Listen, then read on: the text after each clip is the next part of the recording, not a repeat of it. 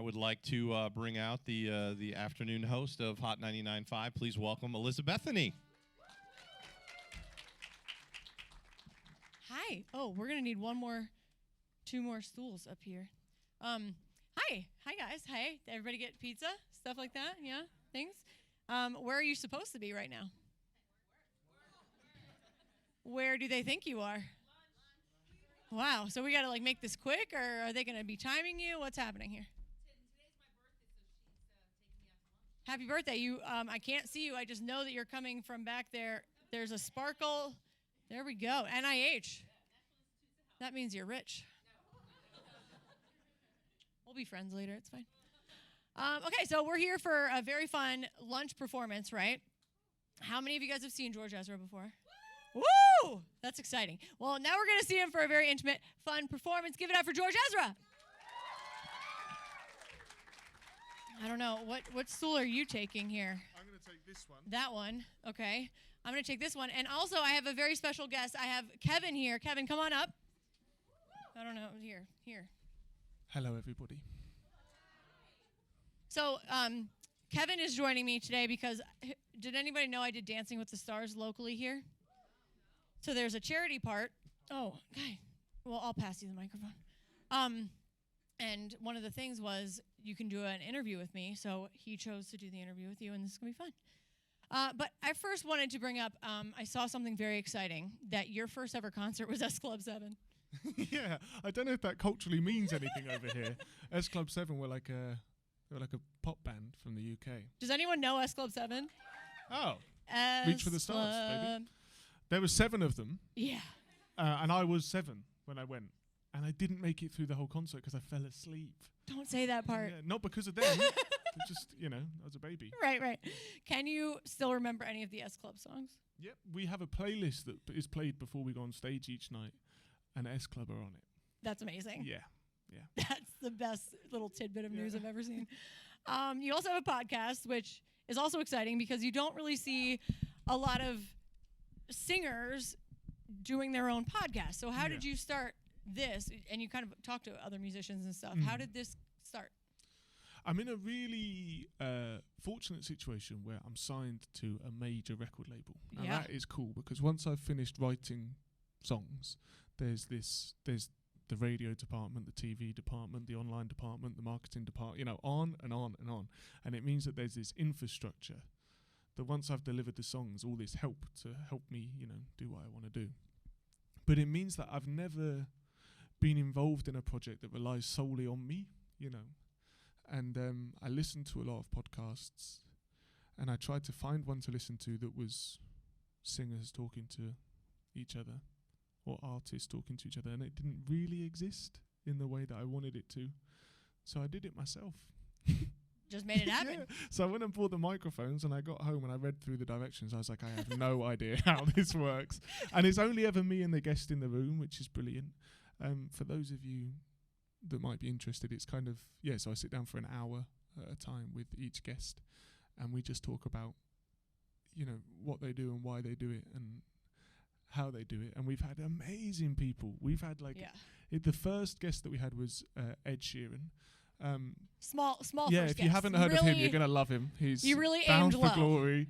And then we finished the first series with Elton John. So we kind of started with the most, the biggest current artist you could possibly talk to, and then ended with one of the world's biggest artists. And the Elton one, your eyes just lit up. So, that was amazing. So he was like, hey, come round to mine and we'll do it. And I was like, oh, well. So then I headed round to this address that I was given. Wait a second. You have to now explain every inch of Elton John's house.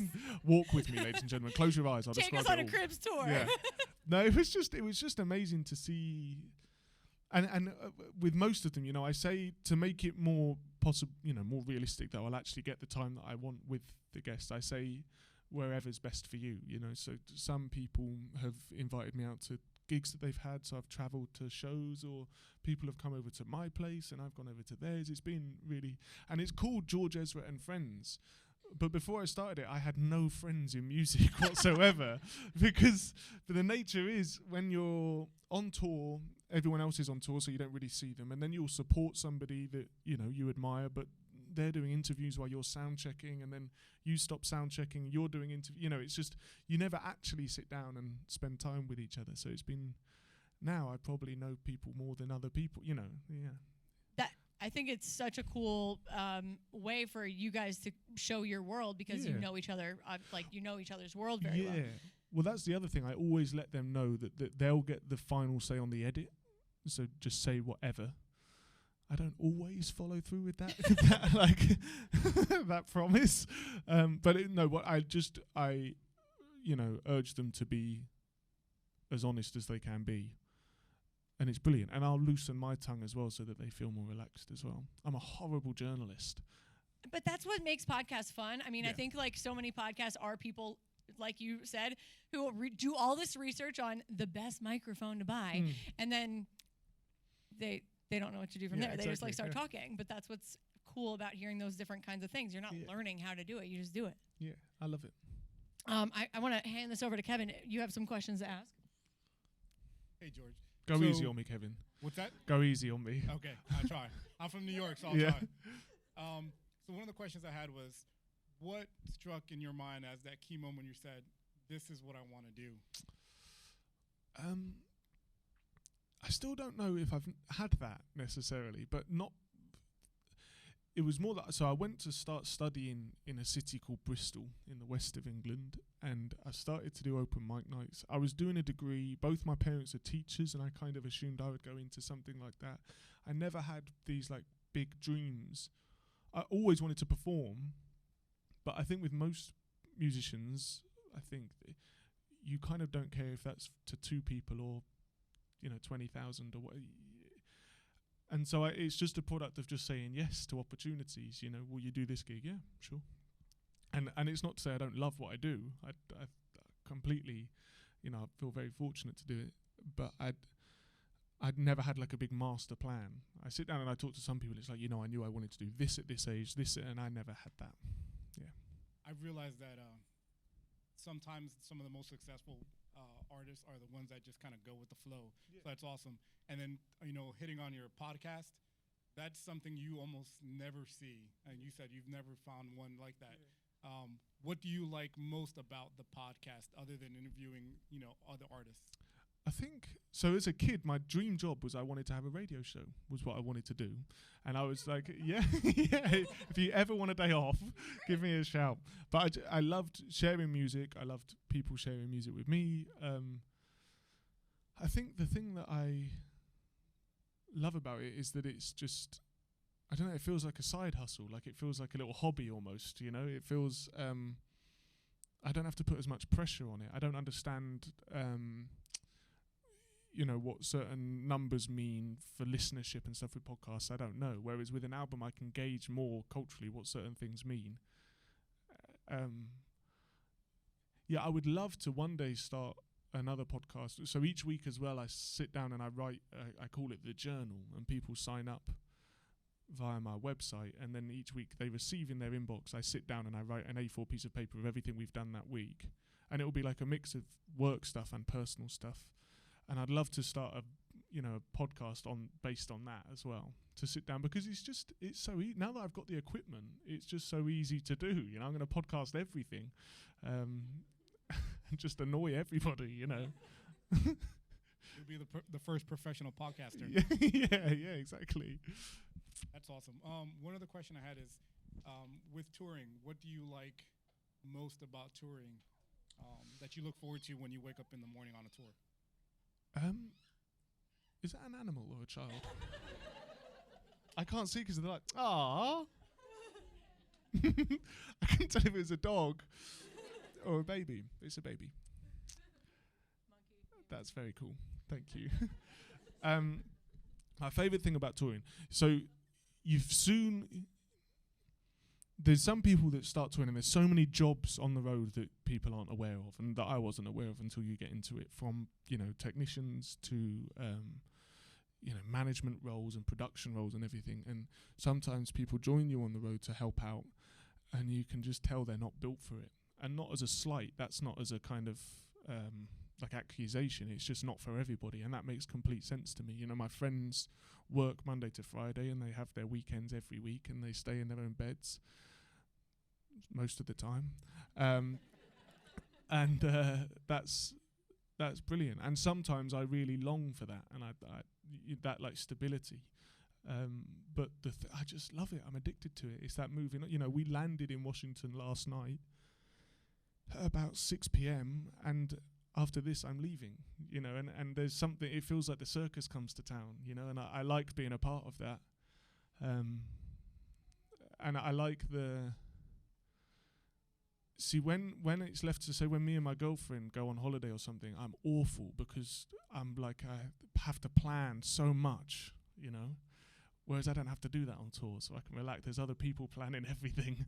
So I get to just enjoy it and just make sure I do my thing as best I can. Awesome. Yeah. My last question, I'll try to make it not difficult. If you weren't an artist, yeah, and you weren't a podcaster, yeah, a successful podcaster, yeah, what could you see yourself doing? Well, as I said, I think the teaching thing is what I thought was, you know, where I thought I would go.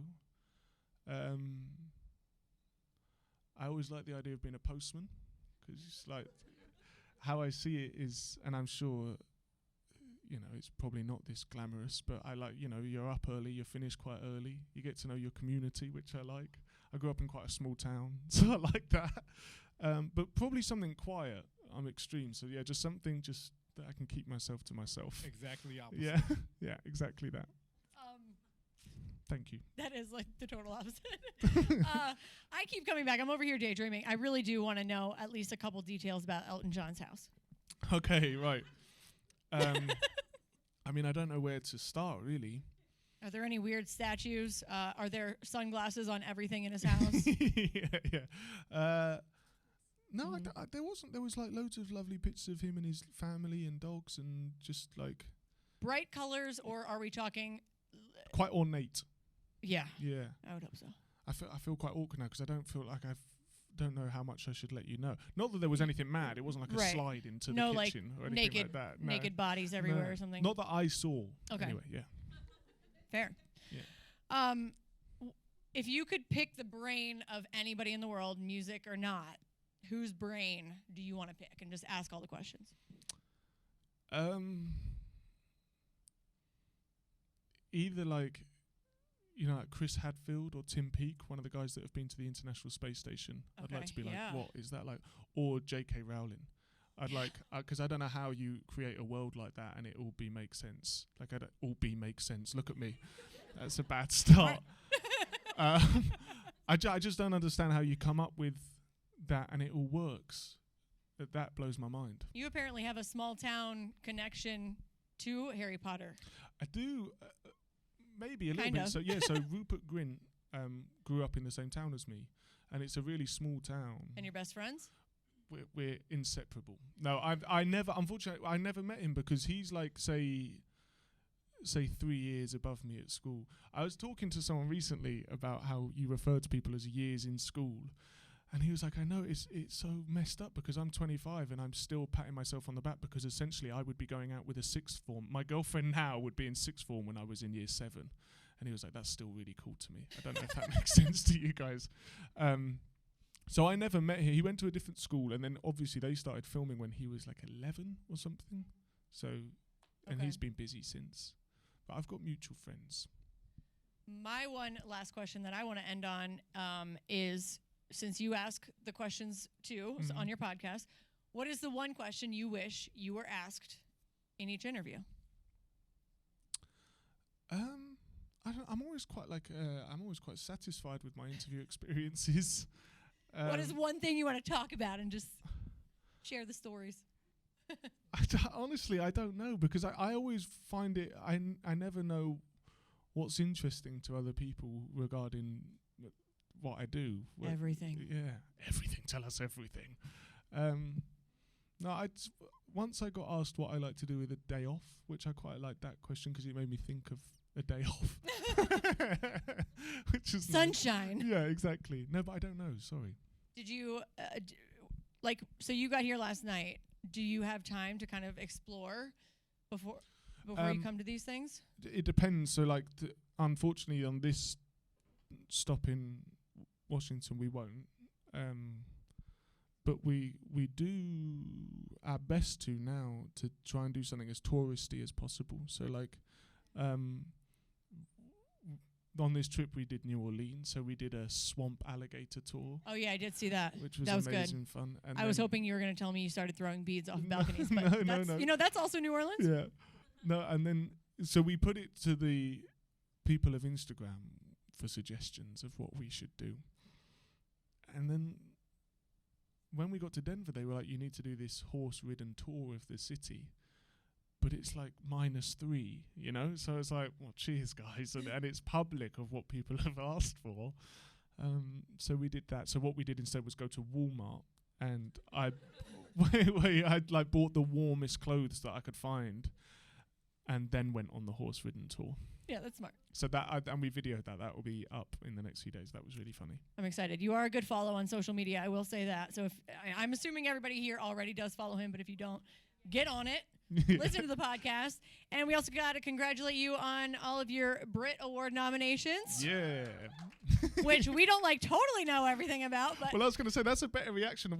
I just came from another station and the host said the similar thing and the audience just looked at me like, what does that mean? You're British. What's a Brit? We don't care about Britain things over here. But if you don't, the Brits are like the Grammys back home. Yeah. It's very flattering. Well, I think the biggest thing, too, is I heard that you have the most nominations, or you're tied for the most nominations. Of all time. No, of all time. No, I think so. I think we've been nominated for 3, and I think the only one that I could...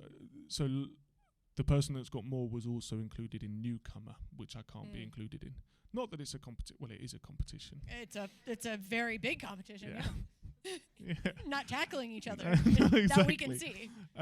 It's amazing to be involved in that night, and I'm going to perform as well. Yeah. While I'm there, which is lovely. Well, congratulations on that. We want to see you perform here, right? Yes.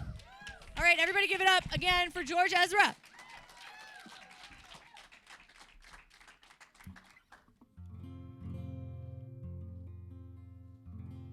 So I'm going to start. This is really, you won't be able to see this, but there's a screen that just has me on it live there. So I won't look there. So this is a song, for my new album, what I did was I went over to Barcelona for 1 month and I stayed there. And instead of getting a hotel for the month, I decided to find a stranger on the internet. And they were just renting out their spare room. So I went and I lived in their spare room in their apartment with them next door. And I didn't think this was a bad idea until I landed. And then I was like, why have you done this, man? And I met my host. My host was a girl called Tamara.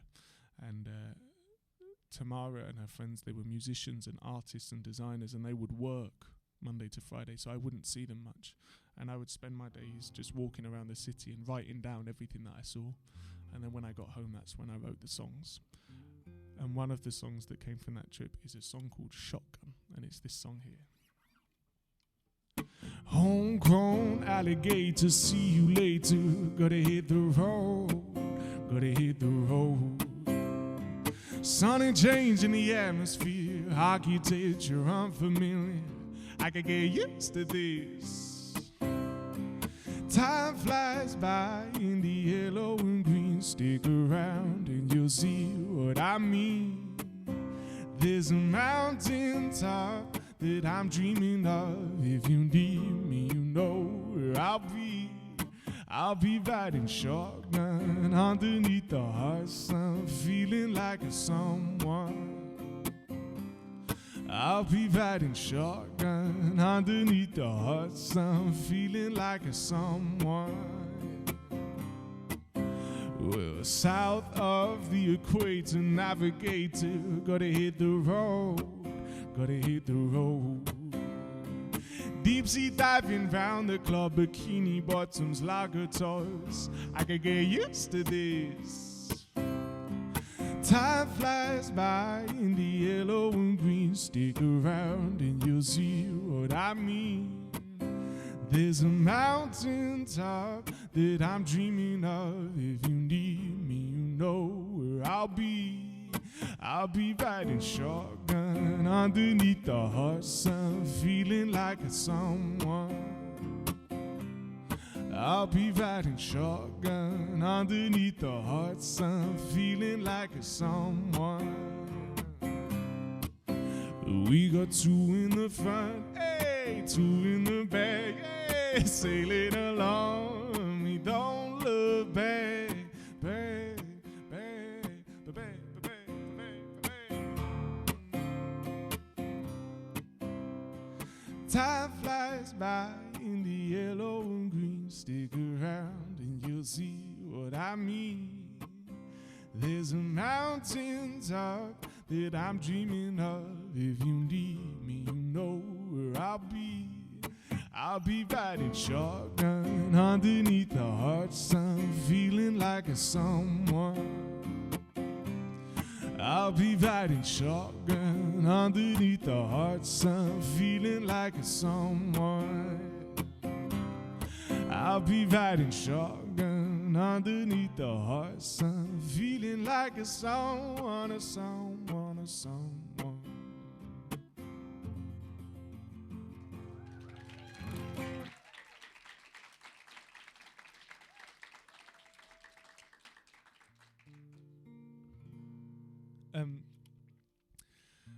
Now, I love doing these little acoustic sets because I get to play songs in a way that we don't usually play them. Normally, when we play live, there's a 7-piece band. So this is nice. Not that I don't like the guys. They're lovely. But one of the songs that I enjoy to play when it's just me and the guitar is a song called Hold My Girl. And it's this song here.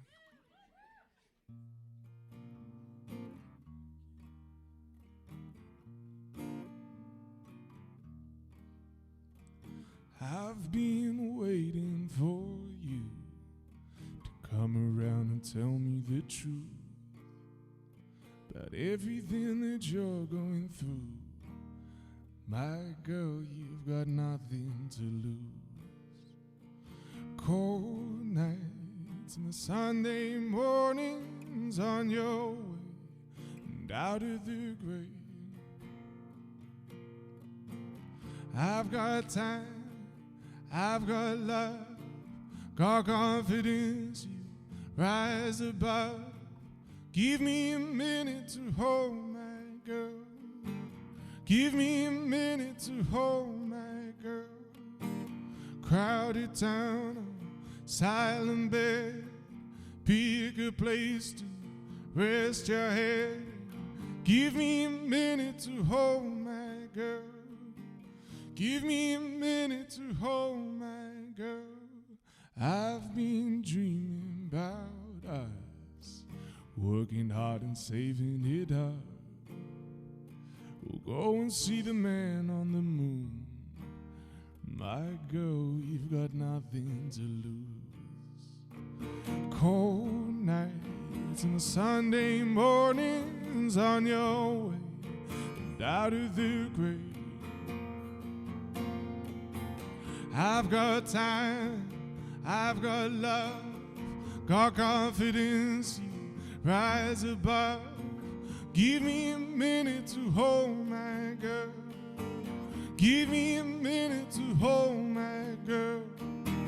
Crowded town, silent bed, pick a place to rest your head. And give me a minute to hold my girl.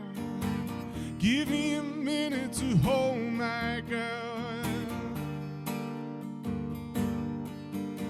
My girl, my girl.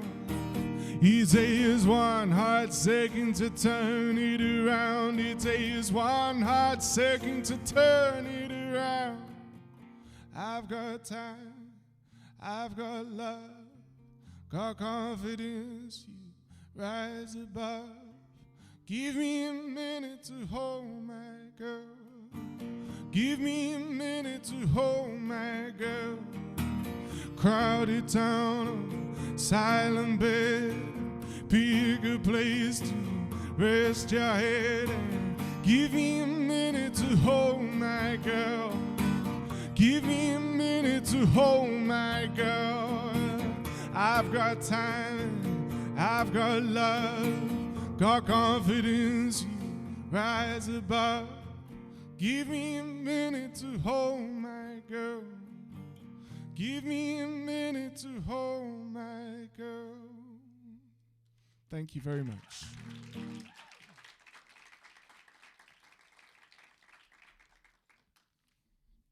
I heard just before I came out, you guys were asked if any of you had seen me before, and a few people said yes. Apologies, you might have heard this story before. But it's a story that I like to tell. I've got one last song to play for you, and it's a song from my first album. And for my first album, what I did was I bought a train ticket. And it's a train ticket that allows you to travel around Europe for 1 month. And you can go wherever you want to go. So you could just get off at the first city and go, do you know what, I'm going to stay here for the month. Or what I did was kind of every 2 days, I would move on to the next town, and I would jump off the train, and I would go and find the closest hostel, and I would hope that they had a room. But there was one stop where a friend of mine, he put me in touch with these 3 Swedish girls that said that I could stay with them. So I said, yes. And I headed round to this address that I was given, and I had a spring in my step, and these 3 girls were very excited when I arrived. Now, my bubble was burst so quickly, it had nothing to do with me arriving whatsoever. It was the Eurovision Song Contest final in their hometown. Now, for those of you that don't know what Eurovision is, every European country puts forward a singer, and they compete against one another. And it's televised. Now, I had managed to go my whole life not watching the Eurovision Song Contest. But these girls were very keen that we go and see it, and they had it on big screens in parks and things like that. So I said, okay. Now, at this point in the story, this is when they told me you can't buy alcohol after a certain time in this town. And for those of you that have seen Eurovision, you'll know that I wasn't going to watch it sober. And please don't judge me for this, but I ended up buying a bottle of rum off a man in a park. And I drank the rum. I drank the whole bottle. And you know when you're sat down and you've been drinking, you feel fine until you stand up. I didn't feel so good. And I felt even worse the next day. So I decided to miss the next town that I planned to visit. And that town is a place called Budapest. And I didn't care. I'd never been there before, so I didn't know what I was missing out on.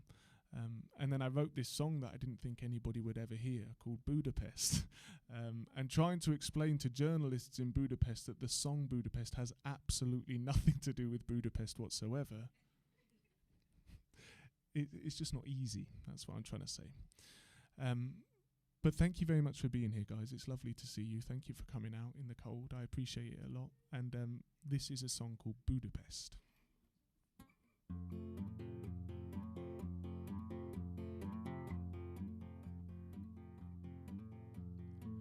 My house in Budapest, my hidden treasure chest, golden grand piano, my beautiful Castillo. I'd leave it all. My acres of a land I have achieved. It may be hard for you to stop and believe, but for you, I'd leave it all. Oh, for you, I'd leave it all. And give me one good reason why I should never make a change. And baby, if you hold me, then all of this will go away. My many artifacts, the list goes on. If you just say the words, I'll up and run on to you. I'd leave it all. Oh, for you, I'd leave it all.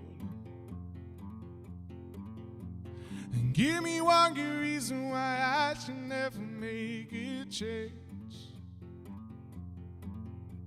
And baby, if you hold me, then all of this will go away.